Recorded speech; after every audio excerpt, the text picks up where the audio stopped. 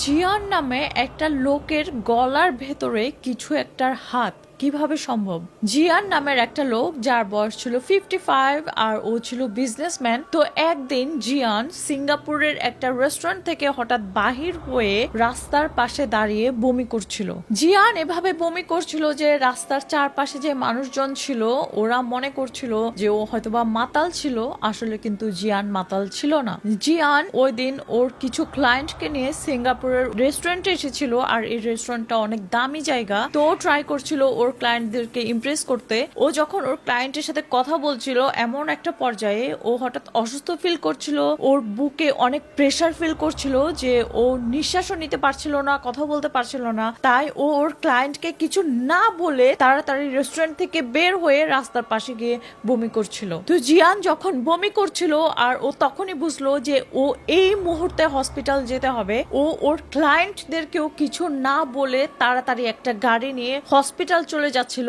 আর এই পুরো টাইম ও অনেক স্ট্রাগল করছিল, নিঃশ্বাস নিতে পারছিল না, ওর গলা ধরে রাখছিল, বুক ধরে রাখছিল। তো ও যখন হসপিটালের রিসেপশনে গেল, সাথে সাথে ওখানে গিয়ে ওদেরকে কিছু বলা ট্রাই করছে, বাট ওর মুখ দিয়ে কোনো কথা বের হচ্ছিল না। আর একটু পরেই ও ওখানে সেন্সলেস হয়ে পড়ে যায়। তো জিয়ানকে এরকম দেখে হসপিটালের স্টাফরা বুঝলো যে এটা তো একটা ইমার্জেন্সি কেস। ওরা তাড়াতাড়ি জিয়ানকে নিয়ে একটা ইমার্জেন্সি বেডে নিয়ে গেল।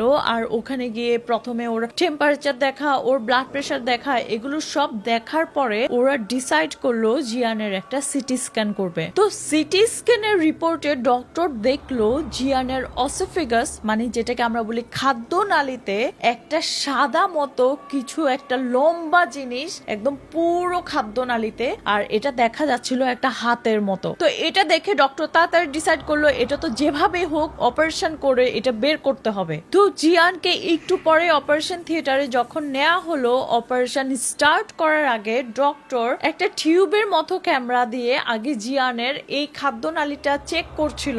তো ওই অপারেশন থিয়েটারে তো আরো অনেক নার্স ডক্টর ছিল, তো সবাই দেখছিল মনিটরে যখন এই ক্যামেরাটা যাচ্ছে আর জিয়ানের খাদ্য নালীর যেখানে ওই অবজেক্টটা আছে সেখানে যখন ক্যামেরাটা গেল, সবাই মনিটরের দিকে তাকিয়ে।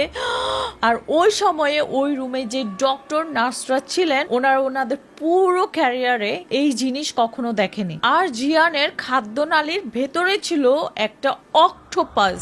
কিভাবে একটা অক্টোপাস জিয়ানের খাদ্য নালীতে গেল এবার আপনারা শুনেন। জিয়ান সেদিন ওর ক্লায়েন্টদেরকে নিয়ে যে একটা রেস্টুরেন্টে নিয়ে গিয়েছিল, ওই রেস্টুরেন্ট একটা ডিশ করতো, আর সেটা হচ্ছে সানাকজি, মানে সেখানে একটা অ্যালাইভ অক্টোপাস খেতে হয়। আর জিয়ান এটা করেছিল ওর ক্লায়েন্টদেরকে ইমপ্রেস করতে। সানাকজি হচ্ছে একটা কোরিয়ান ডিশ, আর এই জিনিস খেয়ে প্রতি বছর প্রায় 5 থেকে 6 জন মানুষ মারা যায়, কারণ সানাকজি তো হচ্ছে জীবন্ত অক্টোপাস। আর ওটা যখন খায় ওই সময় অক্টোপাসটা খাদ্য নালীতে এভাবে চেপে বসে থাকে, যার কারণে কমপ্লিকেশন হয় আর এভাবে মানুষ মারা যায়। আর জিয়ান এই রিস্ক নিয়েছিল ওর ক্লায়েন্টদেরকে ইমপ্রেস করতে, আর তার রেজাল্ট হয়েছিল এটা। তো ডক্টর অপারেশন করে জিয়ানের এই খাদ্য নালী থেকে অক্টোপাস বের করে ফেলেছে।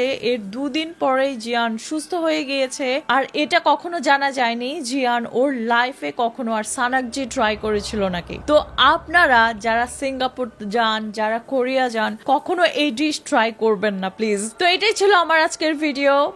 মানুষকে ইমপ্রেস করতে কত কিছু করে। আশা করি আমার ভিডিওটা আপনাদের ভালো লেগেছে। ভিডিও ভালো লাগলে শেয়ার করবেন প্লিজ। আমার পেজে নতুন হলে পেজটা ফলো করতে পারেন। আমার একটা ইউটিউব চ্যানেল আছে যার নাম হচ্ছে শবনম ব্লগস।